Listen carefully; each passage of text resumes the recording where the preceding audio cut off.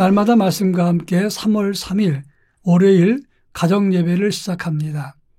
다 같이 찬송가 516장 옳은 길 따르라 의의 길을 1절과 4절을 부르겠습니다.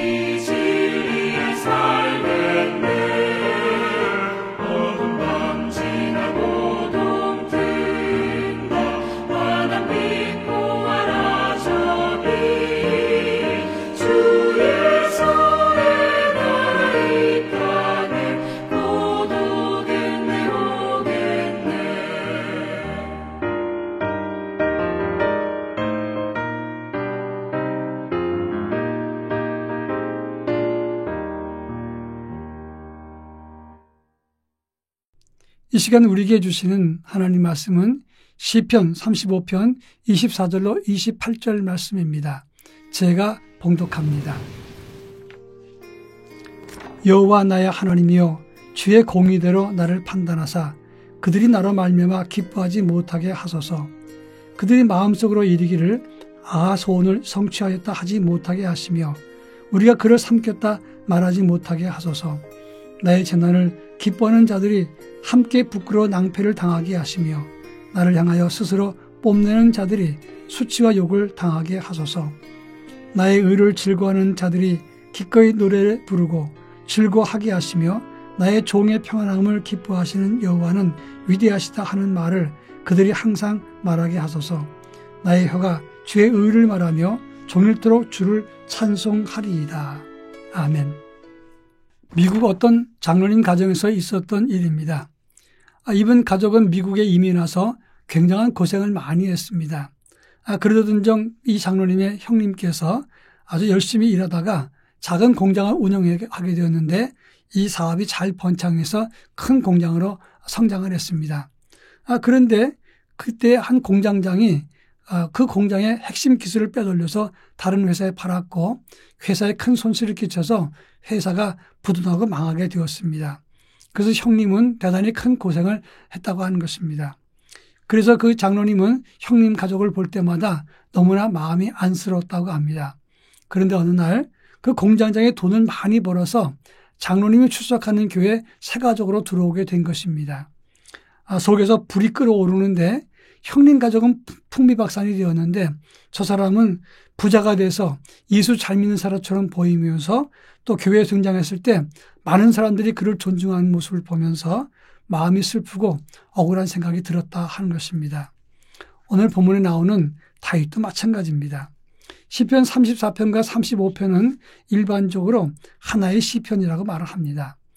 다윗이 사울의 핍박 때문에 죽을 고생을 했을 때 쓰여진 시라고 말을 하는데 34편에서는 극도의 환난 속에서도 자기를 지켜주신 하나님의 은혜를 감사한 것이고 35편에서는 불의한 원수들이 자기의 벌을 받게 해달라 그러면서 동시에 답답하고 슬픈 마음으로 다윗의 억울함을 하나님께 간청하는 내용이 기록된 것이 시편 35편입니다.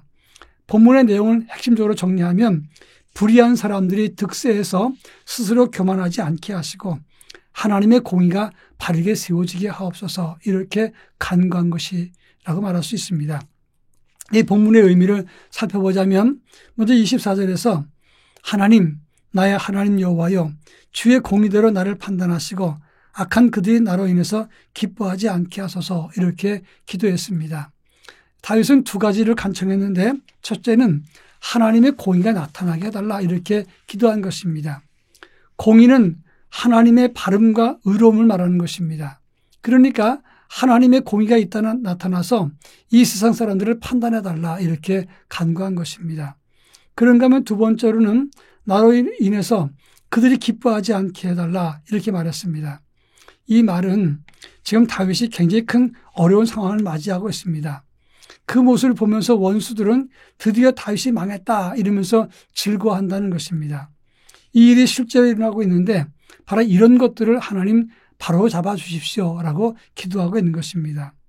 거짓되고 불의한 사람들은 멀쩡하고 그리고 오히려 정직하고 성실한 사람들은 누명과 오해를 받게 되면 그 당사자들은 대단히 힘들고 어려운 것입니다.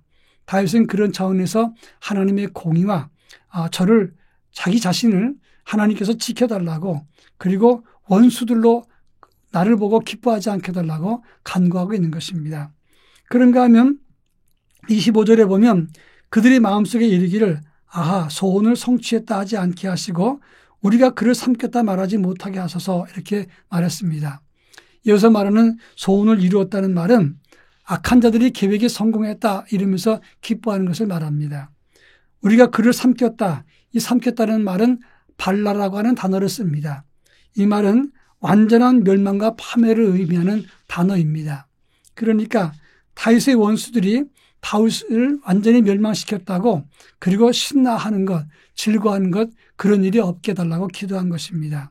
그러면서 26절에 보면 다윗의 재난을 기뻐하고 다윗을 향해서 스스로 뽐낸다고 했습니다. 옛날 성경에는 자긍한다 그랬습니다. 다른 사람을 재앙을 만나게 하고 수치와 파멸을 주고 자기들은 그것이 잘 되니까 자랑스럽다고 뽐내는 것 이런 일들은 정말 있어서는 안 된다. 다윗은 속상해하면서 하나님께 기도하고 있다 하는 것입니다. 마지막으로 다윗은 27절에서 마지막으로 하나님 주신 은혜에 감사하고 있습니다. 나의 의를 즐거워하는 자들이 노래를 부르고 즐거워하고 여호와는 위대하다고 찬송하게 하옵소서라고 말하고 있습니다. 여기서 말하는 나의 의라고 하는 것은 체데크라고 하는 단어인데 공의 의로움으로 해석될 수 있습니다. 근데 이 본문에서는 다윗이 하나님과의 관계가 복원되고 깊은 교제가 이루어지는 것을 말하는 것입니다. 그래서 사람들이 그것을 보고 기뻐하게 하소서라고 다윗은 하나님 앞에 감사하고 있는 것입니다. 하나님께서 공의로 모든 것을 바로잡아 주시고 하나님만을 찬양할 수 있도록 은혜를 더하여 주옵소서. 이것이 다윗의 기도입니다. 오늘 우리는 이런 다윗의 기도를 본받고 이 사회가 바른 것들이 바르게 인정되고 그리고 불의한 것이 징계를 받는 그런 사회가 되도록 힘써 기도해야 될 것입니다. 그리고 우리 모두도 하나님의 은혜 가운데 공의로운 삶, 하나님의 인정을 받는 삶을 살아야 된다 하는 것입니다. 다 같이 기도하겠습니다. 사랑 많으신 하나님 아버지, 이 세상의 삶이 거짓된 것들은 추방을 받고 그리고 정직한 믿음의 삶은 하나님의 칭찬을 받는 공의로운 세상이 될 수 있도록 은혜를 덧입혀 주옵소서. 다윗처럼 역경과 시련과 억울함을 만날 때가 있지만 끝까지 하나님을 의지하는 중에 주께서 주시는 평강과 주님이 주시는 공의가 이 땅에 가득하게 하시고 그로 인해서 우리가 구원을 받고 칭찬을 받을 수 있도록 은혜를 더하여 주옵소서. 예수님의 이름으로 기도합니다. 아멘.